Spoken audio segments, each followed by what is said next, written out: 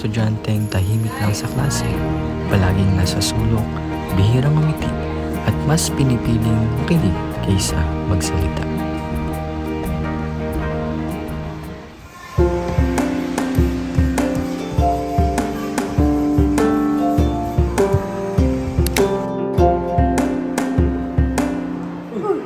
Chanong, di ba kagrupo ka namin? Yes, ako nga. Bakit may task na ba ako? Yes. Ikaw yung sa filming natin. Sige.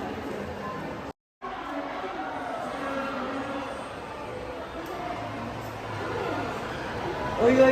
Parang lagi siya, ano man Amoy rich kid. Amoy rich kid! Yeah. True. Tsaka base sa nalaman ko, ibig sabihin daw ng tubig. Minsan nga gusto kong sundan sa bahay nila para makita ko yung bahay nila na nasa ibabaw ng tubig.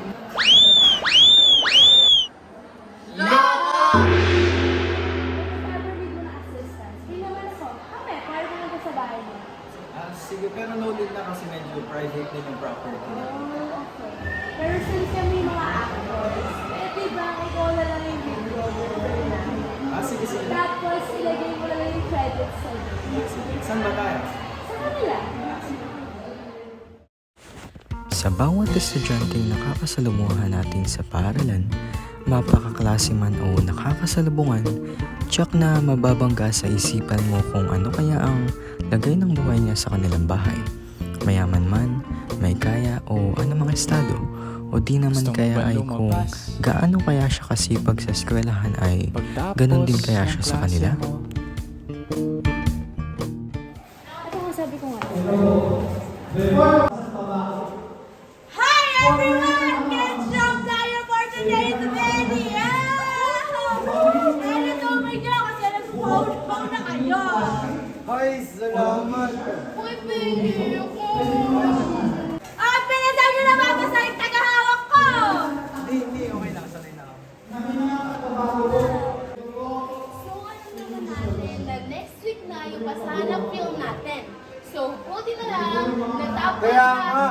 Oo! Alam mo naman, hindi natin matatapos yun. Teka lang sasalita pa ako dito. So, anyway, ayun na lang, upload na natin sa Ginger na si Sir Ricky. So si Jack, siya ang editor natin.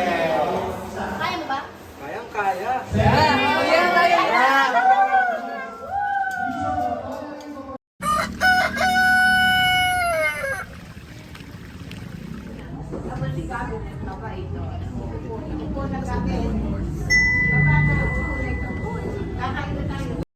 Uy, nakita niyo ba yung sila ni Sir sa GC?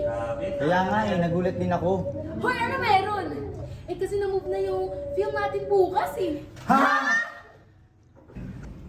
Hoy, alam mo na may bahay ng editor natin, si Chano. Hindi nga eh. Pero may paraan ako. Ha? Anong paraan? Basta. Bukas, free ka? Free naman ako. Sige. Sama na rin natin sila. Ano, sama kayo? Sige ba? Okay.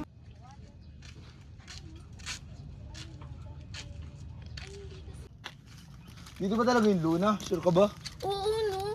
Teka, saan ba kasi nakita yan? Latest lang to Pero nakita ko kasi sa table ni Sir eh. Nakita ko section natin. Lukot na. Parang patapon na. Chanong? Si Chanong ba yun? Mukhang siya nga. Tara, lapitan natin. Tara.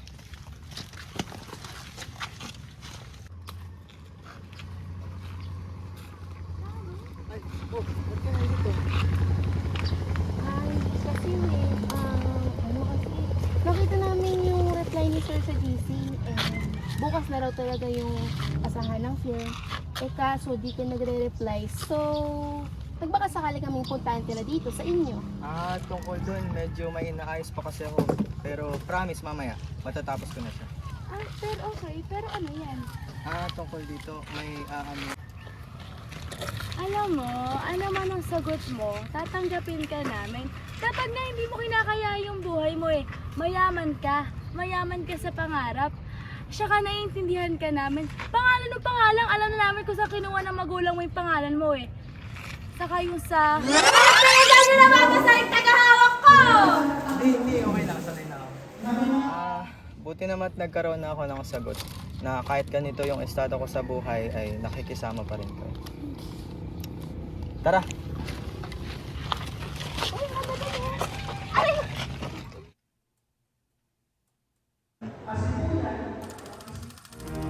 Ako si Shannon. Minsan tahimik ako sa klase, oo. Pero hindi dahil sa wala akong pakialam. Lumaki kasi ako sa tabing dagat. Lumaking tumutulong sa pamilya, naglalambat tuwing gabi. Kapag tapos na ang huli, saka pa lang ako mag-aaral. Minsan wala nga signal eh. Minsan wala rin ilaw. Pero sinusubukan ko pa rin. Hindi ko naman intensyong umiwas. Gusto ko lang matuto, kahit na tahimik lang. Tawad lang naman! Hoy!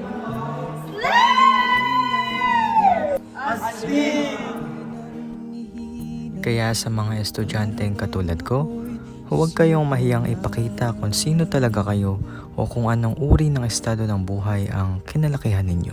Hindi permanente yan, lalo't kung may determinasyon at pag-asa ka na makawala sa lambat ng kahirapan. Magsipag, magtyaga at magpatuloy. Sikat ng araw parang laging lumulubog lamang